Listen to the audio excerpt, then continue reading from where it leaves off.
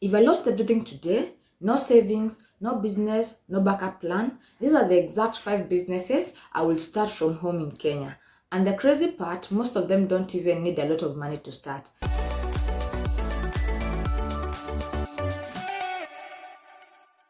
Hey lovelies, if you're new here, I'm Gakeni. I'm a mom and an entrepreneur here in Kenya, and on this channel, I share real life, not the perfect version.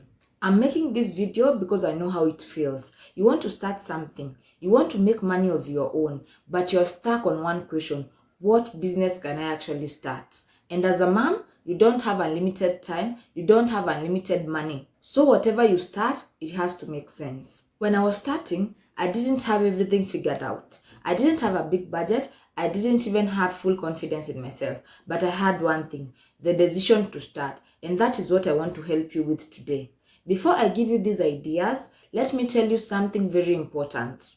Any business you start will feel small at the beginning. It will feel slow at the beginning. It will feel confusing at the beginning. But that does not mean it doesn't work. Let's start with one of the most powerful businesses in Kenya, food-based business. That is home cooking or snacks. Remember, people must eat every single day. You can start with snacks like mandazi, crepes or samosas, cooked food, juices, or even something like what I do, banana products. Here, there is low starting cost and high demand, and it is fast moving. But consistency is key. Quality matters and hygiene is very important. The next business is one of the easiest to start, the reselling business.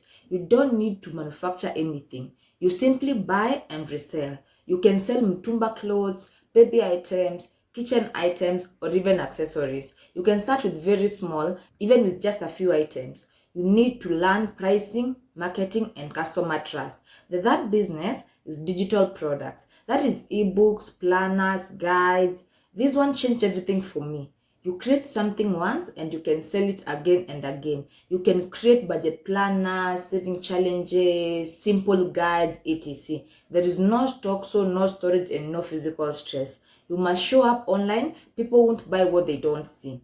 The fourth business is the service-based business. This is where you use your skills. Ask yourself, what can I already do? You can offer cleaning services, babysitting, hairdressing, cooking services, etc. You start with skills you already have. No need to overthink it. You are the business. So your reputation matters a lot. The last business at number 5 is small-scale agribusiness. This one is very close to my heart. You don't need a big farm to start. You can begin small: vegetables, poultry, or value addition like what I do with bananas. Food will always be needed, and agriculture has long-term potential. It requires patience. Results are not always immediate. Now let me tell you what actually matters. It's not choosing the perfect business. It is choosing one and starting, because clarity doesn't come from thinking, it comes from doing. You don't need to have everything figured out. You don't need to feel ready. You just need to take the first step. And trust me, that one step can change everything. If this video helped you, I want you to comment below which of these 5 businesses would you actually start. Let's talk about it. And if you're new here, subscribe, because we are building this life together, one step at a time. I'll see you in the next one. Bye bye.